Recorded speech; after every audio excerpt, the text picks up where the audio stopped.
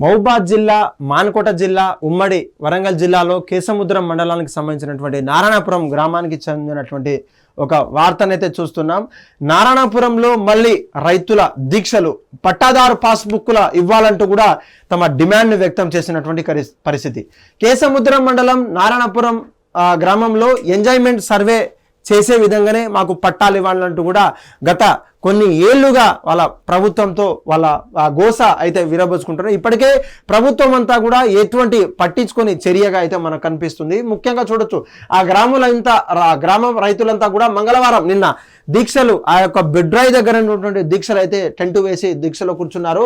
పలువురు రైతుల బాధిత పట్టాలు తమ 60 ఏళ్లుగా సాగు చేసుకుంటున్నటువంటి భూమిలో 2017లో భూ ప్రక్షాళన తెచ్చినటువంటి తెలంగాణ గవర్నమెంట్ అటవీ శాఖ భూములంటూ కూడా ఆ యొక్క అక్కడ ఉన్నటువంటి పరిసర ప్రాంతాల్లో ఉన్నటువంటి 1800 ఎకరాలకు పైచిలుకు ఎకరాలకు సంబంధించినటువంటి మొత్తం భూమి శాఖ మీదే కాదు, ఈ యొక్క అటవీ శాఖ భూమి అంటూ కూడా దాంట్లో కలిపడం అయితే జరిగింది. అయితే అందుకు ఫలితంగా తెలంగాణ రాష్ట్రంలో ఉన్నటువంటి బీఆర్ఎస్ ప్రభుత్వం వాళ్ళ ఎట్టకేలకు ఫైట్ చేసి ఆ యొక్క పలు ఎకరాలకు అందులో ఫలితంగా కొంతమంది 1398 ఎకరాలకు రైతు తండ్రి పేరు అడవిగా, ఆ ఎకరాలకు రైతు పేరు కూడా తండ్రి రైతుగా, అటు ఏ డీటెయిల్స్ అయినా అటు పట్టాదార పాస్బుక్ అడవియే, తండ్రి పేరు కూడా అడవిగా ధరణిలో నమోదు చేశారు. అయితే ఆ తర్వాత సచివాలయం ముట్టడి చేసిన తర్వాత జీవో నెంబర్ 94ను కూడా రైతాంగ కోసం తండ్రి పేరు అడవిని తొలగించాలంటూ కూడా తెలంగాణ రాష్ట్రం ఒక జీవోని విడుదల చేసింది. ఆ జీవో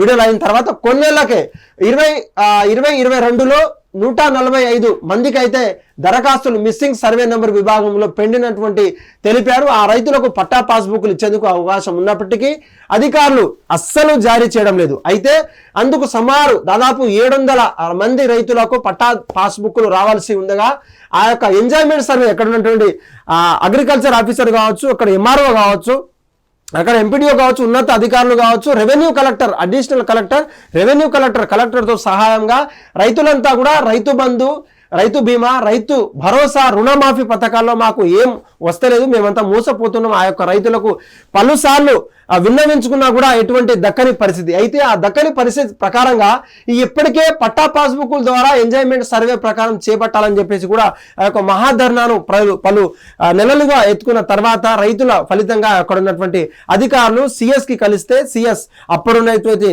నవీన్ మిట్టల్ అయితే ఎవరైతే ఉన్నారో అక్కడ ఆయనంతా కూడా మమ్మల్ని కక్షతో సాధింపు చర్యలకు చేశారు, మా యొక్క సర్టిఫికెట్స్, మా యొక్క కాపీ, జియో నెంబర్ అక్కడ ఉన్నటువంటి ఆయన తారుమారు చేశారు, ఏం పట్టించుకోకుండా ట్రాన్స్ఫర్ అయిపోయారు.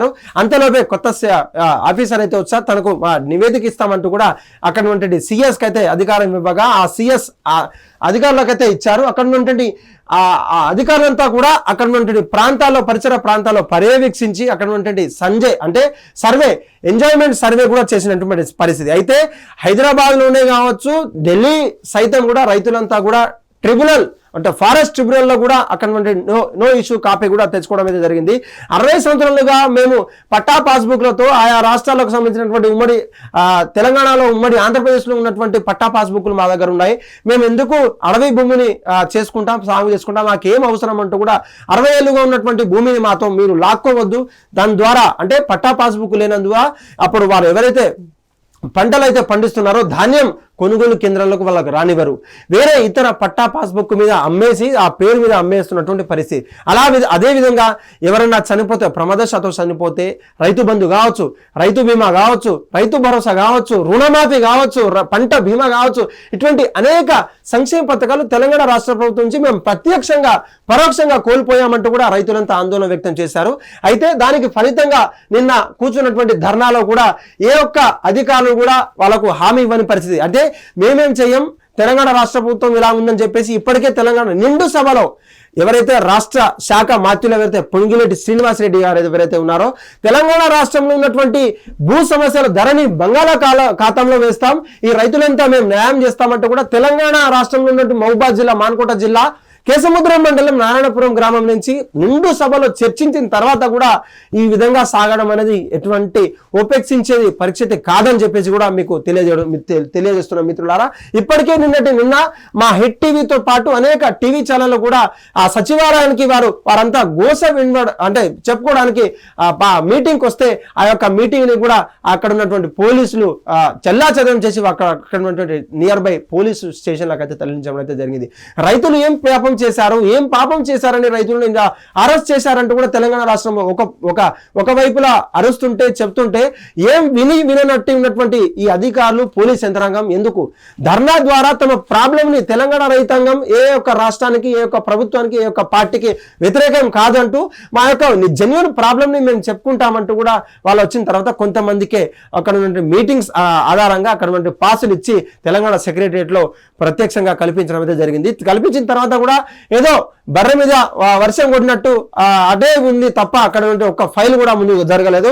దానికి సంబంధించినటువంటి అక్కడ ఉన్నటువంటి రైతులతో మనం మాట్లాడే ప్రయత్నం చేద్దాం. అయితే మనం అక్కడే లైన్ లో కలుపుతున్నా అక్కడ ఉన్నటువంటి ఆఫీసర్ కావచ్చు, అక్కడ ఉన్నటువంటి అధికారులు కావచ్చు, అసలు ఏంటి అని చెప్పేసి అక్కడ ఉన్నటువంటి అధికారులు కూడా వాళ్ళకి ఏం చెప్తున్నారు, వాళ్ళకి సమస్య ఏంటి కూడా అక్కడ ఉన్నటువంటి ఆఫీసర్లు కావచ్చు, అక్కడ ఉన్నటువంటి అధికారులు కూడా వాళ్ళకి ఏం హామీ ఇచ్చారు, ఏం హామీ ఇచ్చారంటూ కూడా వాళ్ళు నిరాహార దీక్షకు పూనుకోవడానికి గల కారణాలు ఏంటి, అక్కడ ఉన్నటువంటి మనుషులను అడుగు తెలుసుకుందాం. నమస్తే సార్.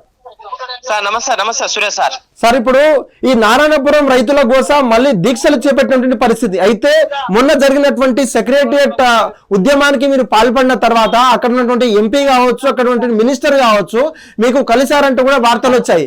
అయితే కలిసిన తర్వాత మీరు ఏమి ఇచ్చారు, అసలు మీ సమస్య ఏంటి సార్? మా సమస్య ఎంజాయ్మెంట్ ప్రకారం పాస్బుక్లు ఇవ్వాలని మేము ప్రభుత్వానికి విజ్ఞప్తి చేస్తున్నాం. ఎందుకంటే ఈ గత 7 సంవత్సరాల నుంచి మా గ్రామానికి రైతు బంధు, రైతు బీమా ఇలాంటి పథకాలు వర్తించట్లే.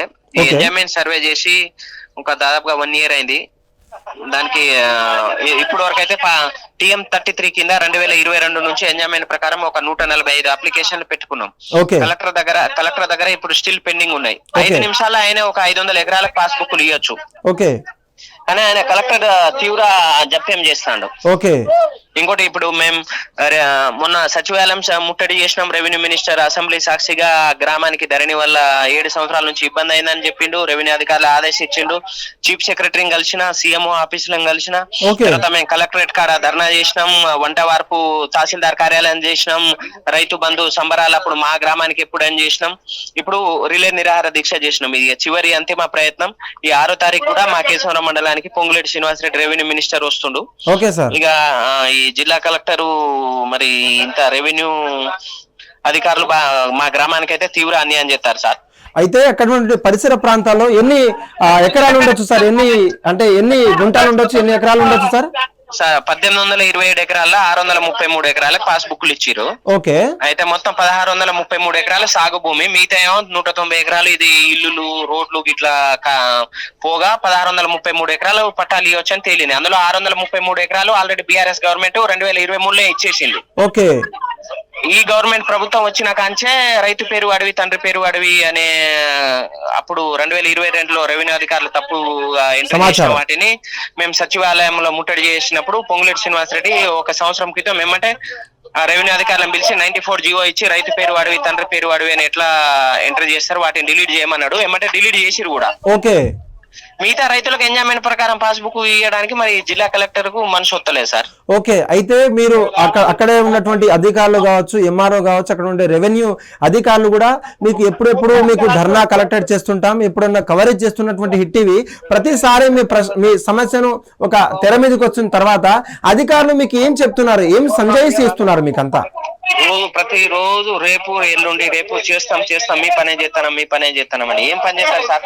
ఈ ఎంజాయ్మెంట్ సర్వే అయిపోయింది. ఆ ఎంజాయ్మెంట్ సర్వే ప్రకారం పాస్బుక్లు ఎంట్రీ చేసి ఎమ్మటే ఇచ్చే అధికారం అయితే జిల్లా కలెక్టర్ కి అవుతుంది. దున్నేవాడిదే భూమి అన్నట్టు రైతులు ఎంజాయ్మెంట్ లో ఉన్న వాళ్ళకు పాస్బుక్లు ఇవ్వాలి. కానీ మిస్సింగ్ సర్వే నెంబర్ కింద ఎంట్రీ చేసి యాజ్ పర్ ఎంజాయ్మెంట్ వెంటనే చేసే అధికారం జిల్లా కలెక్టర్ కి అయితే ఉంది.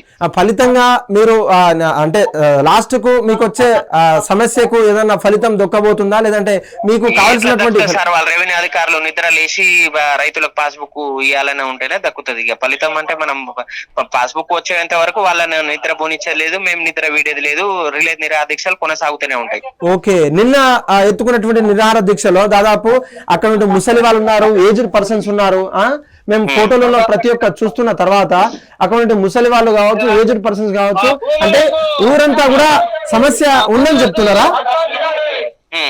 ఊరంతా కూడా సమస్యలు ఉందని చెప్తున్నారా?